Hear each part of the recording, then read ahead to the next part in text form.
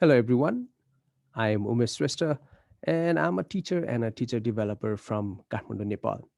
And today, I'm going to give you a quick, superficial tour of how I start the very first class of a semester or a session.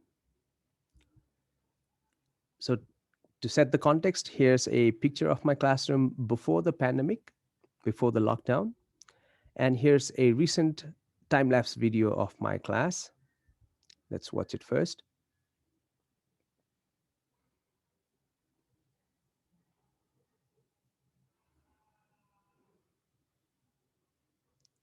And a few more detail. I'm teaching an MBA class. There are 30 students in total, and most of them are professionals, entrepreneurs. It runs for 2 hours every day, and it runs for 2 months a session. That's a semester for us. It might be a bit strange because usually a semester means 6 months for other colleges and universities. I believe in these 5 P's. Proper planning prevents poor performance because I don't want to be like a firefighter whenever there's a fire or chaos in the middle of the session. So for that, I start early. A week before, I send a short email to the students with my introduction and a link to the Google Drive with the books, the syllabus, reading materials, and a few other folders for student presentations.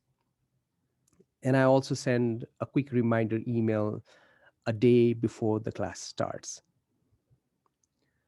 I believe that first impression leaves a very, very strong, lasting impression. So I want the first class to be near to the perfection. So these are some of the things I share in my first class. Okay, I'm going to go through them one by one in this video. This is the image. I start with the class with the image of Eddie Hall, one of the strongmen. And I tell them, I preface this by saying that this class is going to be very, very heavy because we're going to do an activity as well as a lot of planning for the entire session.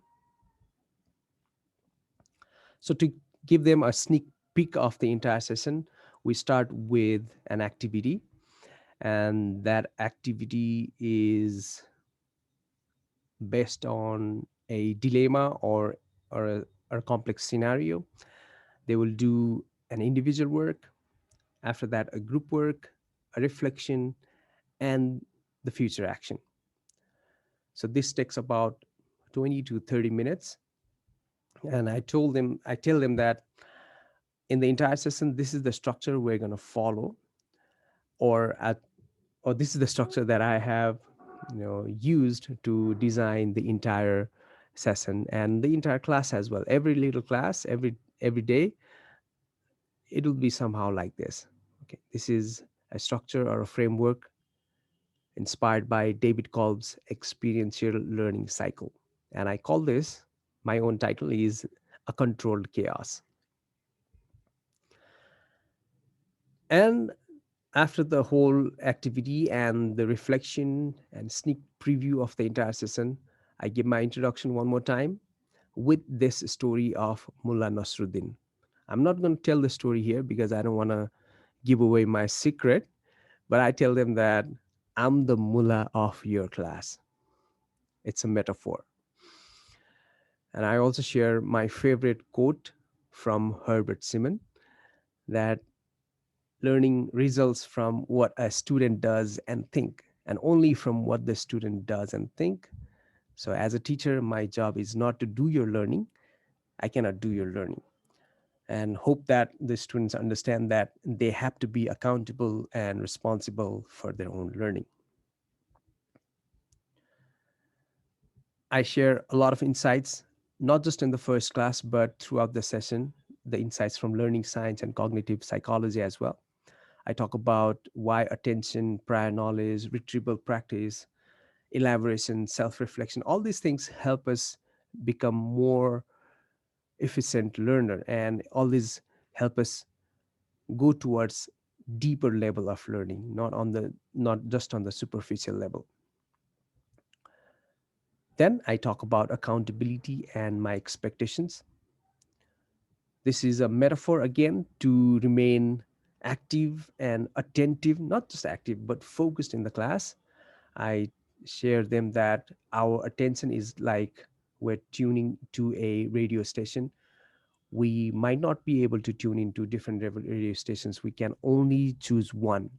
So, whatever you attend is what you learn. Attention is the gateway to learning. So, even if you wander off, even if you trail off from the class, even if your thoughts go around, you can always come back to the class by being conscious about your thoughts and be attentive.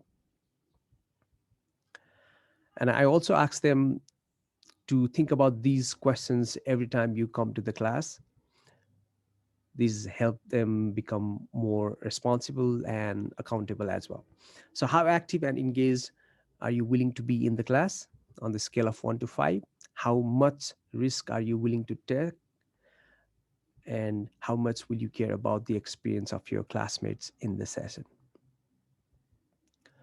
Then the expectations. I call these mine three and your three.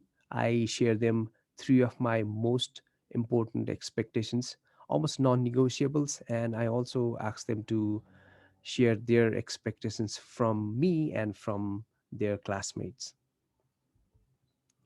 Then we move to norms and routines.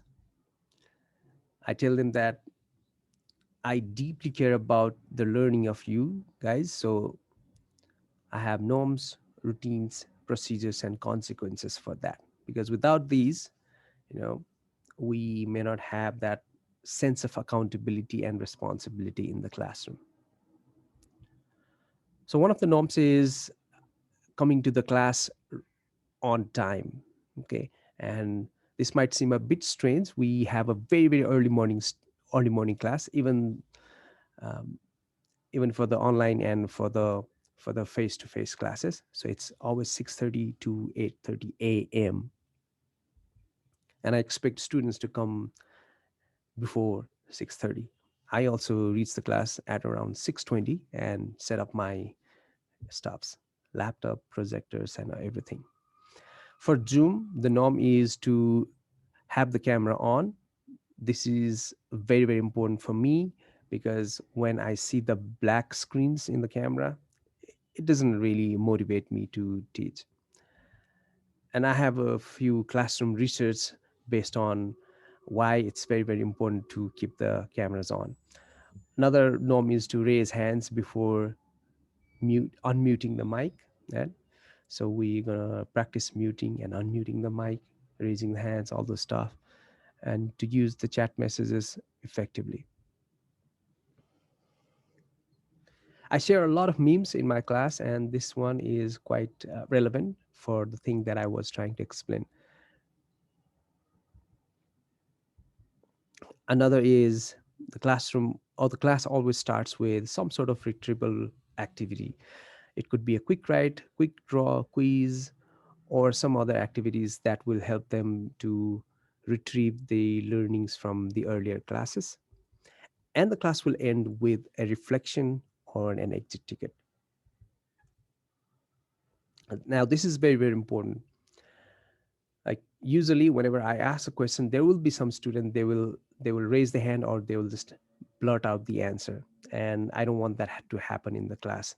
So whenever I ask you a question, remain silent and don't even raise the hand until I give you the cue. And some of the cues or some of the procedures could be like this: a little bit of variation of think, pair, share.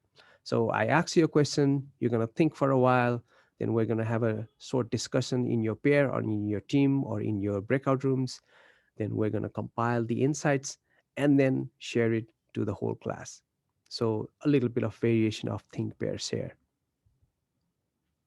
Now, this is about the classroom research I've been doing, or the action research I've been doing for a while.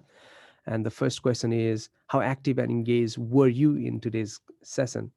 And because of these norms and procedures and the understanding and the culture that we have set up in the class, normally this is a very, very positive kind of graph for me. Like almost students, they remain engaged and active in the class. That's a very good sign for me as a teacher, and I'm very, very insistent on that.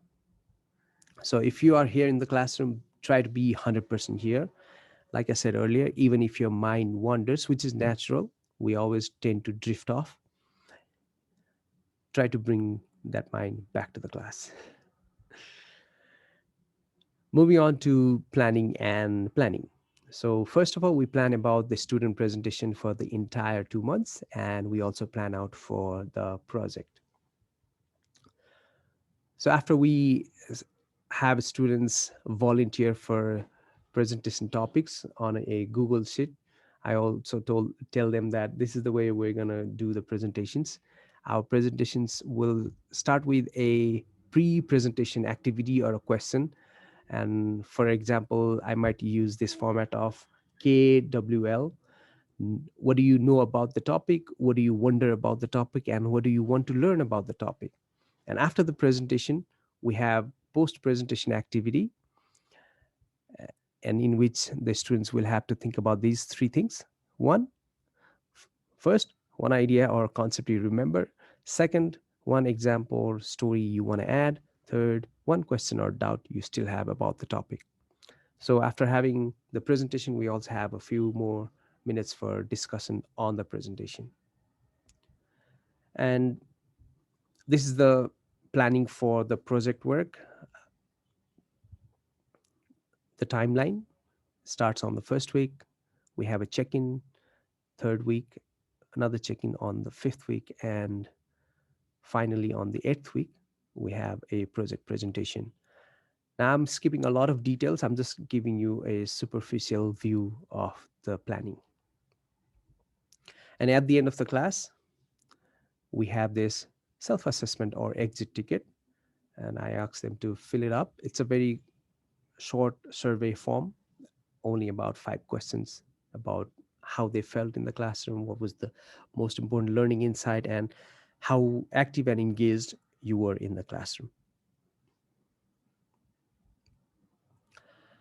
My belief as a teacher is that I'm responsible to set and lead and model the culture of learning in the classroom. Similarly, I believe that routines and consistency help not just students but me as well to focus on learning, and even during the chaotic activities.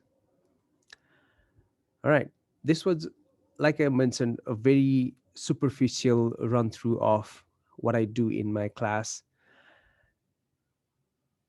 And yeah, of course, I hope that this gave you a few insights on how you can also implement some of the ideas that you can in your class whenever you're planning and whenever you're starting your first class of the session. Hopefully it was helpful. And yeah, I'll be back with a few more videos like this. One more time, I'm Umes Shrestha. I'm a teacher and a teacher developer from Kathmandu, Nepal. I'll see you in the next video.